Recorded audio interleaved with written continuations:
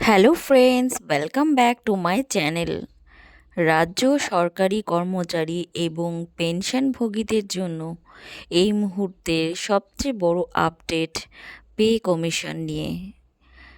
তোমরা ইতিমধ্যেই জেনেছো যে কিছুদিনের মধ্যেই কিন্তু আমাদের পে কমিশন চালু হতে চলেছে। আমরা অলরেডি 7 পে কমিশন পেতে চলেছি। মাননীয়া কিন্তু গত জানুয়ারি মাসের শেষে বলেছিলেন একটি বিজনেস কনক্লেভে যে আমাদের কিন্তু 7 পে কমিশন দেওয়া হবে। সেই সূত্রেই কিন্তু ফেব্রুয়ারি মাসের বাজেটে কিন্তু 7 পে কমিশন অলরেডি ঘোষণা হয়ে গেছে, কিন্তু সেটাকে কার্যে রূপান্তরিত করার যে প্রক্রিয়াগুলো, সেই প্রক্রিয়াগুলো এখনও পর্যন্ত কিন্তু চালু হয়নি। সূত্র মারফত যেটুকু জানা যাচ্ছে, যেহেতু সামনে ভোটের জন্য সমস্ত কাজ কিন্তু এখন বন্ধ আছে।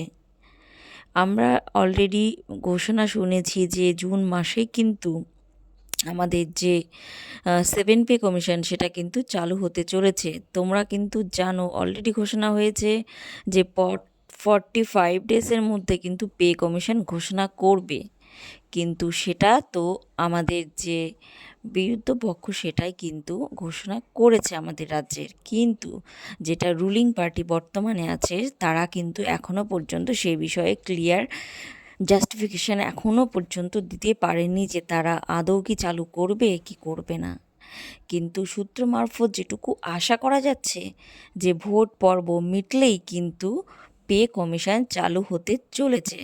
সেটা এখন যে পার্টি করে থাকুক না কেন, পে কমিশন তো অবশ্যই চালু হতে চলেছে। আগামী জুন মাসের মধ্যে তোমরা কিন্তু অনেক বড় আপডেট পেতে চলেছো। আর এদিকে কিন্তু আমাদের ডিএ নিয়ে যে আপডেট চলে এসেছে সেটা তোমরা তো জানোই। তো ভোটের আগেই কিন্তু তোমরা সমস্তটা পেয়ে যাচ্ছ।